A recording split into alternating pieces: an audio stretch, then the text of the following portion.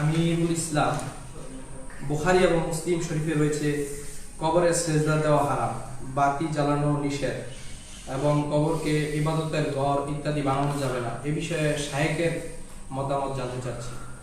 এই ক্ষেত্রে আমার মতামত নেই। আহলুস সুন্নাল জামাতের সকল ইমাম মুহাদ্দিস একমত, কবরে মাজারে আগুন জাতীয় কিছু জ্বালানো হারাম, আর কবরে মাজারে সেজদা করা হারাম, কবিরা গুনাহ এবং শিরক।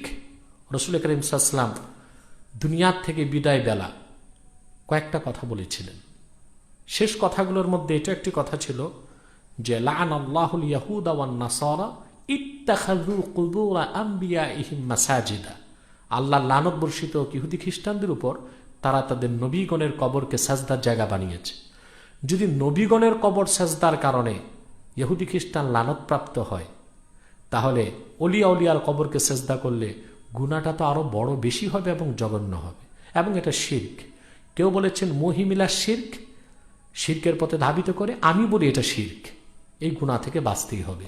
শিরক হচ্ছে মহান আল্লাহ সুবহানাহু ওয়া তাআলার মহান জাত, আল্লাহর কোনো সিফাত বা গুণাবলী কিংবা আল্লাহর ইবাদতে অন্য কোনো ব্যক্তি বা বস্তুকে শরীক করা, অংশী স্থাপন করাটাই শিরক। শিরক মূলত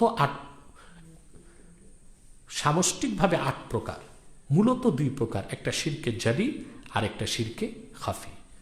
আল্লাহ তাআলার জাত, কোনো সিফাত কিংবা ইবাদতে অন্য কাউকে শরীক করা শিরকে জালি। এইরকম মুশরিক মুখাল্লাদ ফিন নার, চিরকাল জাহান্নামে জ্বলবে। আর এইরকম শিরক যে ব্যক্তি করবে তৎক্ষণাৎ তার ঈমান চলে যাবে। আল্লাহ পাক কোরআনে বলেছেন লা ইন আশরাকতা লা ইয়াহবাতান্না আমালুক, শিরক যে করবে তার সব ইবাদত বরবাদ হয়ে যাবে। আল্লাহ তাআলা অন্যত্র বলেছেন ওয়া মান ইউশরিক বিল্লাহি ফাকান্নামা খাররা মিনাস সামাই ফাতাখতাফুহু আত-তায়র আও তাহওয়ি বিহি আর-রিহু ফি মাকানিন সাহিক।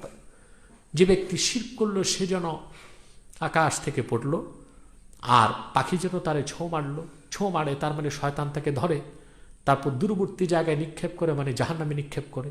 শিরকের গুনাহ কখনো আল্লাহ মাফ করবেন না যদি কেউ তওবা না করে মারা যায়। আল্লাহ পাক কোরআন কারীমে বলেছেন ইন্নাল্লাহা লা ইয়াগফিরু আন ইউশরাকা বিহি ওয়া ইয়াগফিরু মা দুনা যালিকা লিমান ইয়াশা। নিশ্চয় আল্লাহ পাক তার সঙ্গে কেউ যদি শরীক করে কাউকে শিরকের গুনাহ করে কখনো মাফ করবেন না। হ্যাঁ, যদি সে মৃত্যুর আগে কালেমা পড়ে আবার ঈমান আনে, ইসলাম গ্রহণ করে, তাহলে আল্লাহ তার সব মাফ করে দিবেন। জানতে চাচ্ছি আবু জাহেলের ধর্ম কি ছিল?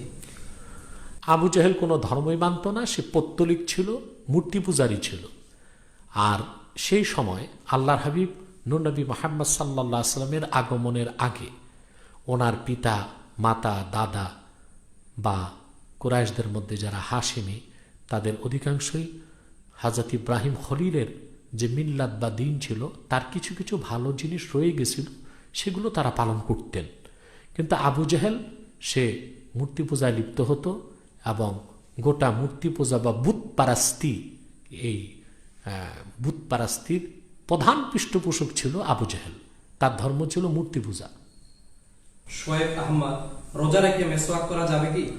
হ্যাঁ, রোজা রেখে মেসওয়াক করা যাবে, তবে তিতা অংশটা যেন ভিতরে না যায় চেষ্টা করতে হবে, বাইরের জন্য ফেলে দেয়, আর ভিতরে গেলেও রোজা নষ্ট হবে না।